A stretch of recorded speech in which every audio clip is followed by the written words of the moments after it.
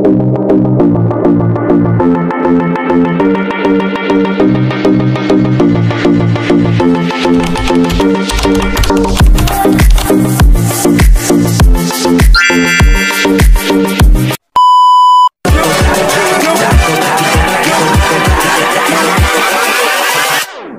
up.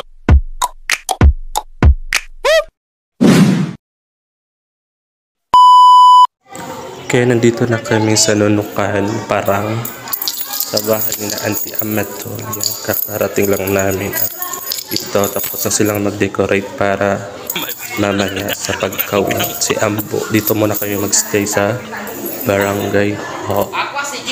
Yan, yung mga bata. Yan, at maliligo na kami. Yan si Kyer, kinagat ng langgam. Yan, Balen. Yan, life in Parang. Yan siya. Dito. Ano yung mga bata, paliliguan namin doon sa may poso malapit. Okay, second time ko na dito. Last year lang. Kaya parang ang bilis ng panahon.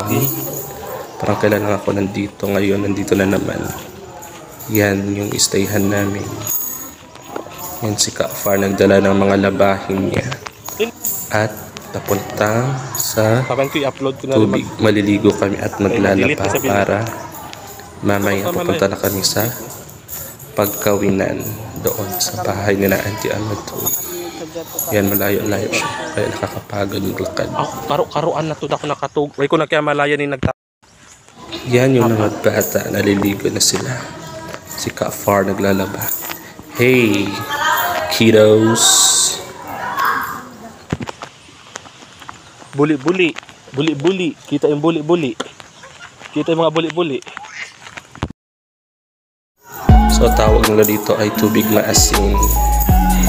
Yan. Malamig naman yung tubig niya at refreshing. Dito naliligo yung mga tao. Hindi to siya naiinom.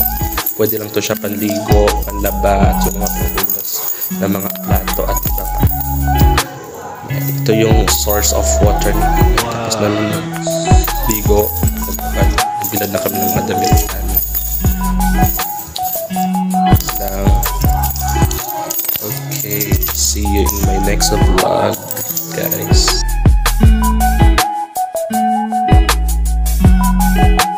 At yan pala, nagpa-deliver kami ng tubig tabang. Yun, sabi nila dahil pwede siyang mainom. Kaya po, sumili. Na-jail. Police Action Center.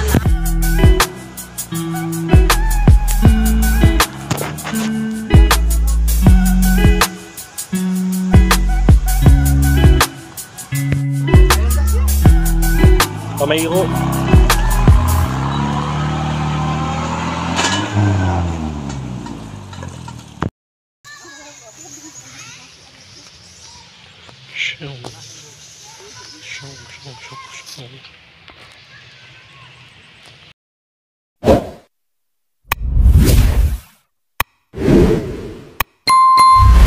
Thank you for watching.